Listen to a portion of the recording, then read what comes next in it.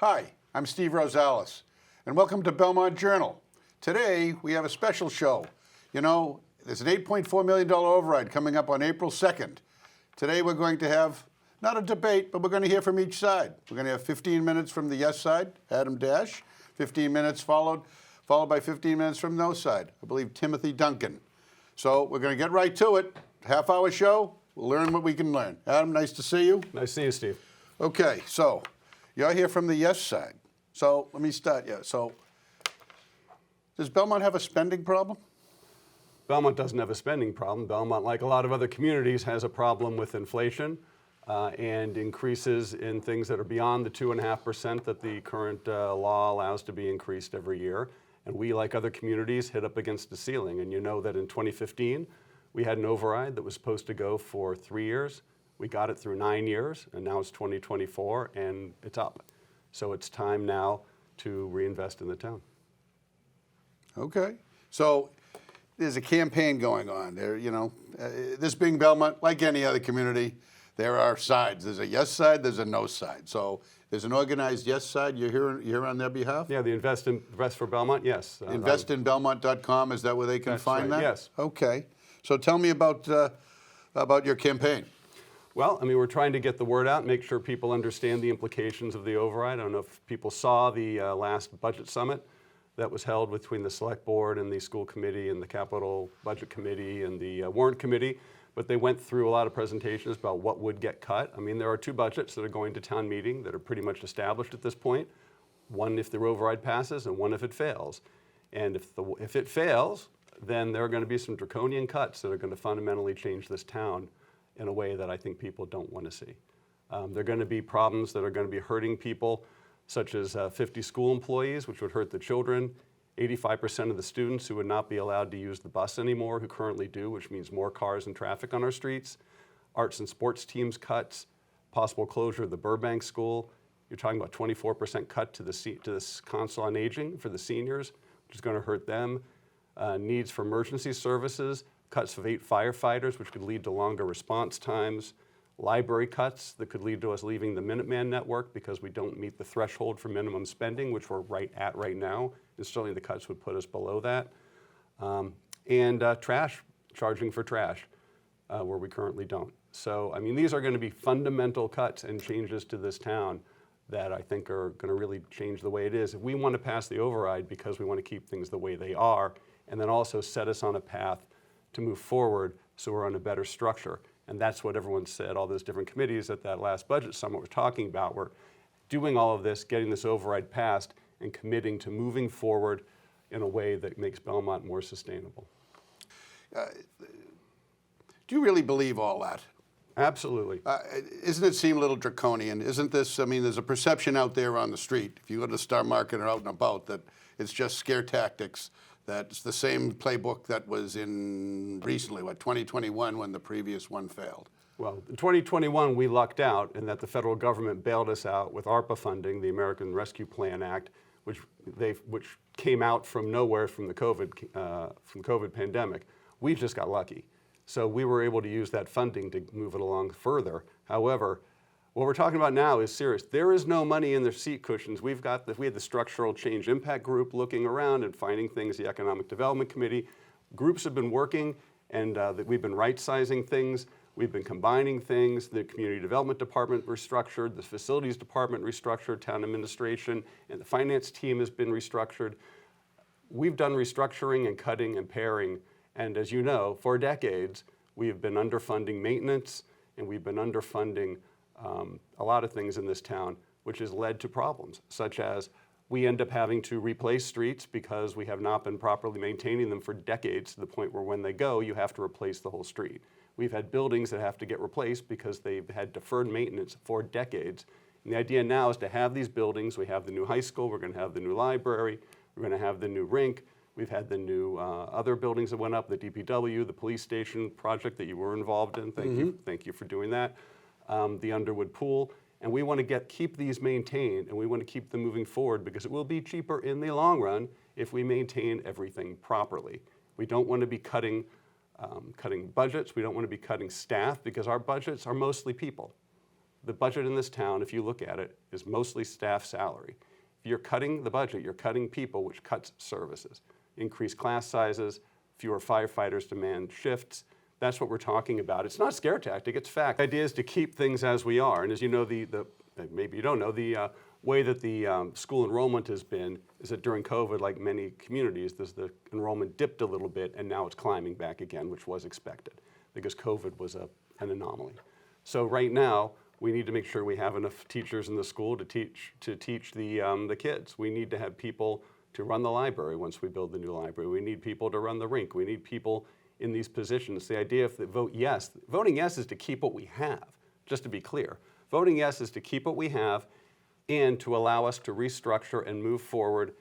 And I know the select board is committed, and Elizabeth Dion has said this, to do a compact with the town, specifically what they're going to do if the override passes to get us on a more stable footing so we don't find ourselves in these situations as much again, which is what they should be doing.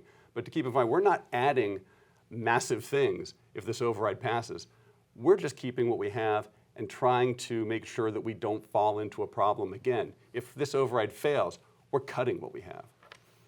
So have the selectmen, to your knowledge, made that, how did you just put it? As to what, the compact. Yeah, they discussed that at the budget summit, which is available online. People can certainly watch that budget summit that was held a week or two ago, last week, something like that.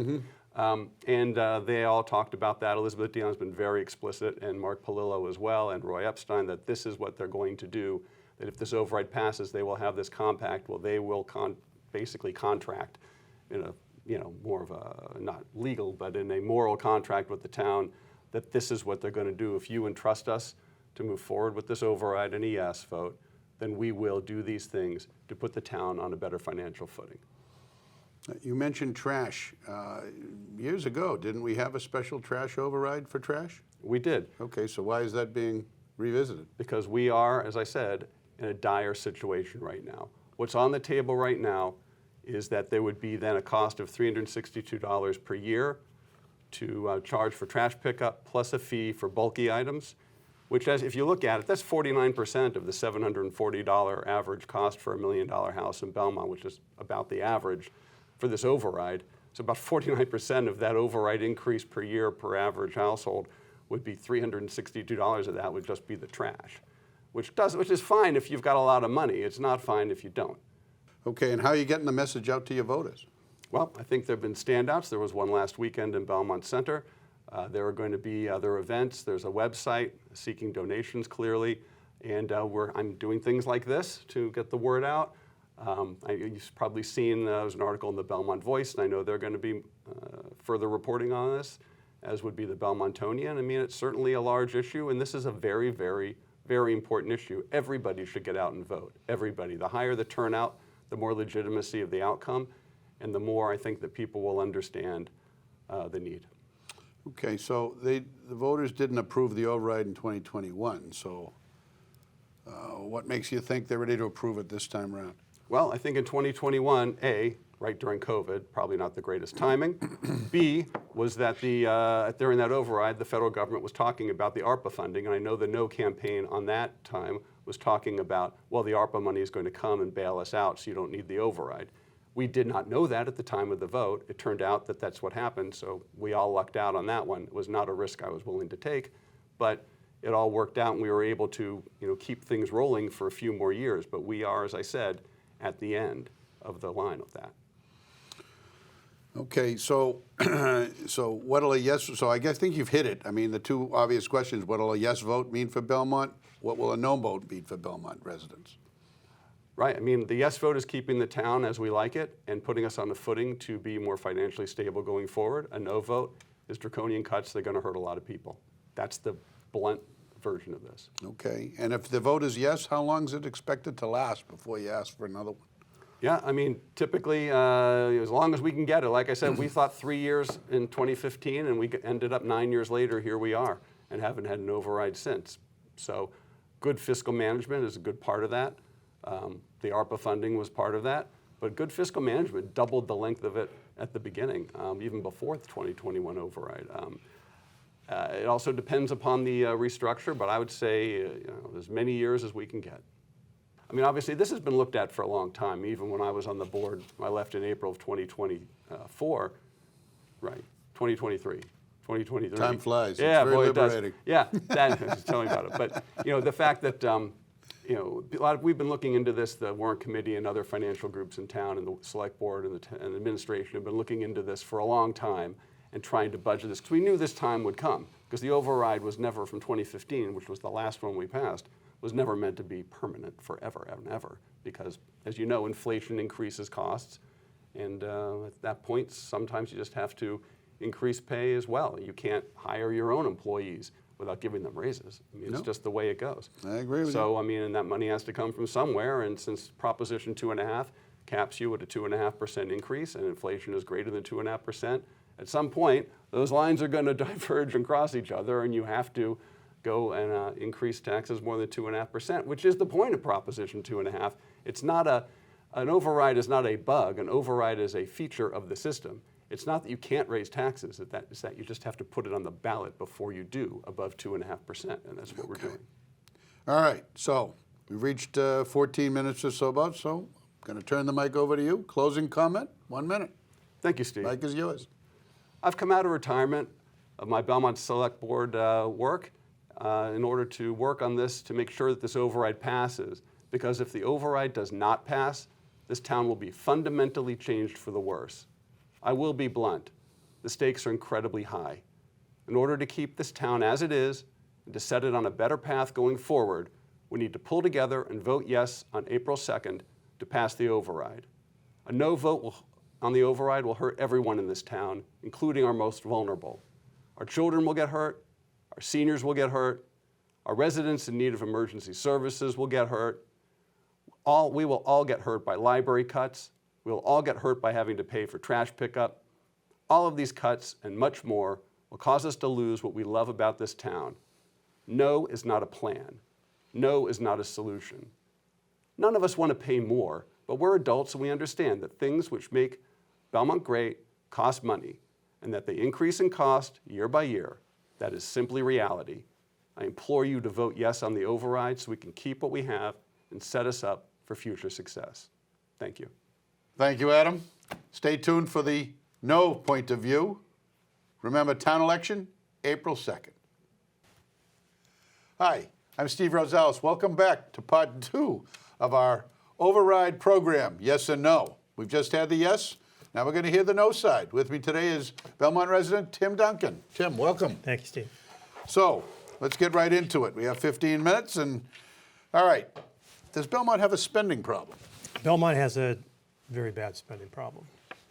And if you listen to the yes folks, you would not know that. And the truth of the matter is that our revenue is going up every year in Belmont. It has gone up every year. I researched it for the past 25 years. Every year it's gone up. It's going to go up this year. It's going to go up next year. It's going to go up 2 years from now. So about $4 million it'll go up, plus you're getting taxed another 7-8% this year you'll see on your next tax bill. And so we're going to go from about 119 million, I think, is the number this year, to 124 million or so the next year, and that's with no override. The override would increase that number by 8.4 million, as you know. And not just next year, it permanently will increase taxes by 8.4 million every year. While revenue is going up 4 million, 5 million, whatever it happens, that approximately that amount, the Belmont government has decided they want to increase spending by 13%. I got to go find the number here, but it's $12-13 million more. So what I tell people is Belmont doesn't have a revenue problem that we need to go out and tax people to fix. Mm-hmm. Belmont has a spending problem. Belmont has a budget problem because they're not budgeting. So I was in the Obama administration. I worked with Elizabeth Warren to found the new Consumer Financial Protection Agency, $500 million agency. I participated in developing that budget there. And I've seen this before, and it's what happens in government. People want what they want. And the question is, how do you rein it in? And the other thing that happens in government, there's two things that happen in government. One is when they want to start a war, and one is when they want to raise your taxes. And when either one of those two things happen, they're not going to tell you the truth. So, it's weapons of mass destruction, and they're also going to say anything when they want to raise taxes. And that's what's happening here. The allegations that the town's going to fall apart if we don't pass this additional override on top of the 7% increase that we already have this year, that we're not going to get any. We'll call the police, nobody will answer. We'll fall down the stairs, no ambulance will come. We're not going to have any teachers in the high school. All those kinds of things are crazy. And I've asked people that are proponents. I said, well, I don't understand. If our revenue is going to go up $4 or $5 million, as it always does, according to Proposition 2.5 by law, it's got to go up at least 2.5. It's gone up in Belmont over the last 10 years, 4 or 5% on average. Why are we going to have these emergency cuts? I don't understand it. So, and I've never gotten a straight answer yet beyond that. I went back and I looked at the last override attempt, which was 2001. And 2001, you can go to the Belmontonian and take a look, June 29th, 2020, when Tom Caputo, the selectman, was 2020, 2001, 2021. He was 2020 Okay. is the date of the article, All right. around about the 2021 proposal, which failed.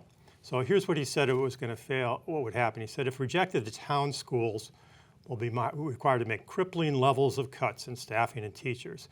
They will have to limit and cancel programs. We're going to have to cut essential services like police, fire, and schools. With these deficits, we're going to have to release approximately 120 full-time employees, was what the threat was, and I don't think that's happened. I don't think we've let go of anybody. As a matter of fact, our staffing has increased over the last few years. So it happens every time this town and every other town wants to raise taxes. They tell you the world's going to end if they don't. And it's why we have Proposition 2.5, because governments naturally, before 2.5, would tax citizens until they couldn't tax them anymore. And that's why we were known as Taxachusetts. And Proposition 2.5 was, it has been a rule that nobody likes, which means it's probably pretty good, because both sides don't like it. And it recognizes that there needs to be caps on taxation of citizens, of communities, of towns and cities in this town. But at the same time, it recognizes that there's cost, and that those costs probably go up every year. So it automatically, by law, increases taxes by 2.5% per year. And it also recognized that, on occasion, taxpayers may want to increase that more. So that's why we have debt exclusions like the one that's being proposed now. So Massachusetts is #1 in the nation in education. We all know that, the best educated workforce in the country. That's something we're all proud of, and it's something we're willing to pay for, and it's something we've been paying for through Proposition 2.5. But when you have a budget and when you have a problem spending, you've got to look at everything. You've got to figure out how do you control your spending within that budget. Okay, so, all right.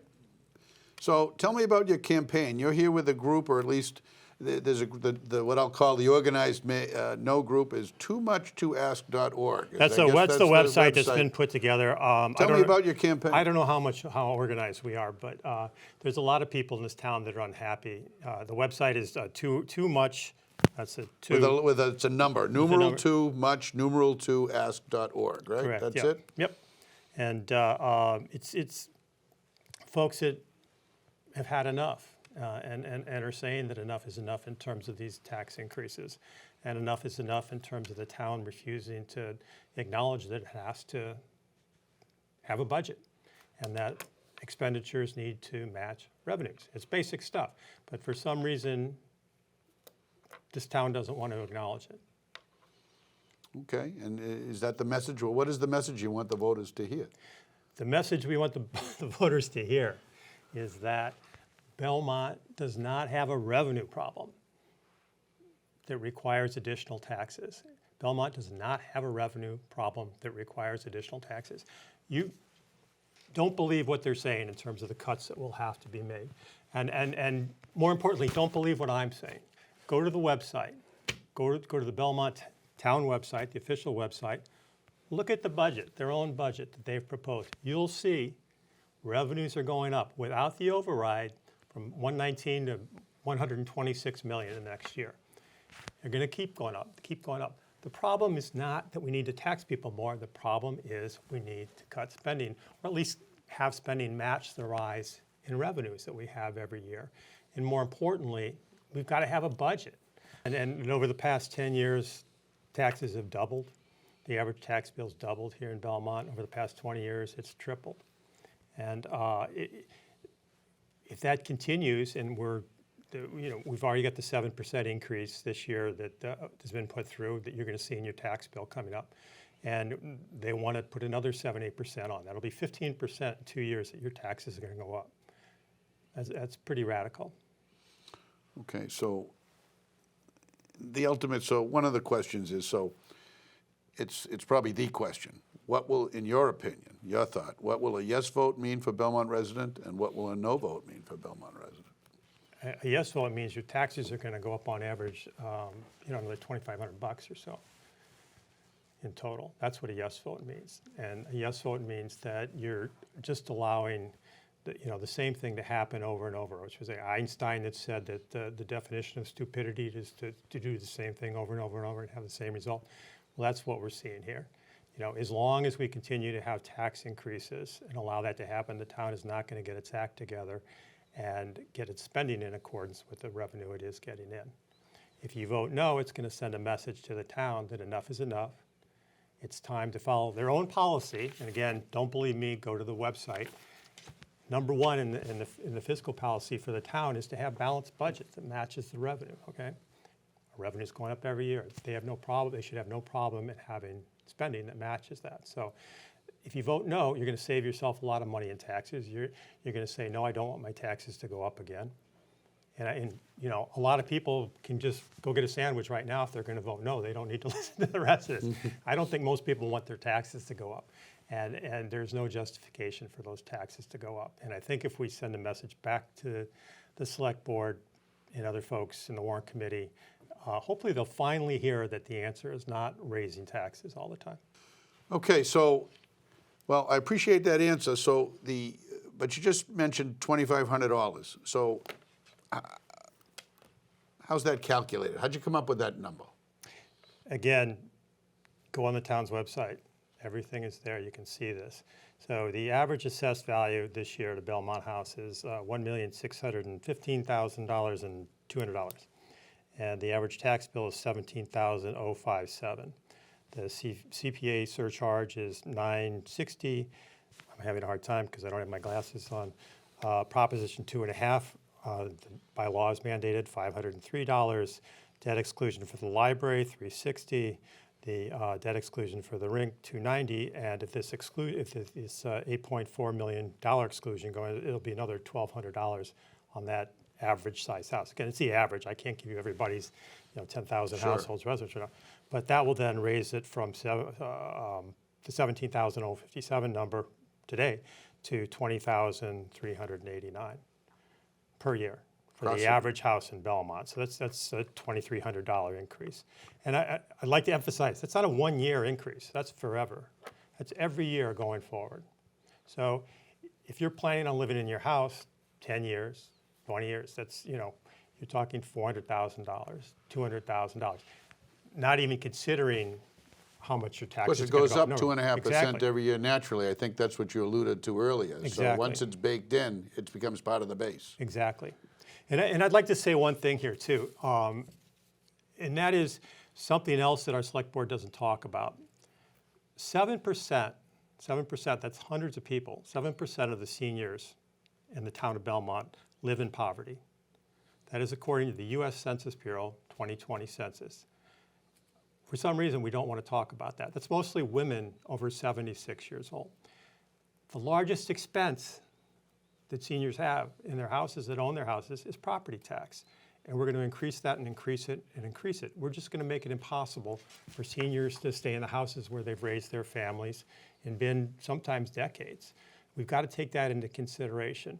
There's something called demographics, and it's a fact. And we need to look at 5 years down the road, 10 years down the road. What's happening is the school population is going down. We've 10% fewer students than we had a couple of years ago in Belmont. Meanwhile, people are getting older. So things are changing, and we've got to take that into account. We've got to look at the longer term in terms of how we're spending money and how we're taxing people. Okay. Well, so, all right. So I'm going to turn the mic over to you. You have a minute for a closing comment, and I'm going to turn it over to you and before we have to sign off. My message and our message to vote no is really simple. Vote no. Don't increase our taxes. We've had enough. And if somebody comes to you from the yes side and tells you all the horrible things that are going to happen in town if you don't pass this additional, and by the way, it's the largest tax increase in Belmont history. And they tell you the world's going to end, teacher cuts, police cuts, fire cuts. Don't believe them. Don't believe me either. Go to the town website and look for yourself and look at the numbers. We don't have a revenue problem where we need to increase taxes. Revenues are going to go up without the override. And it's a matter of spending that we need to address.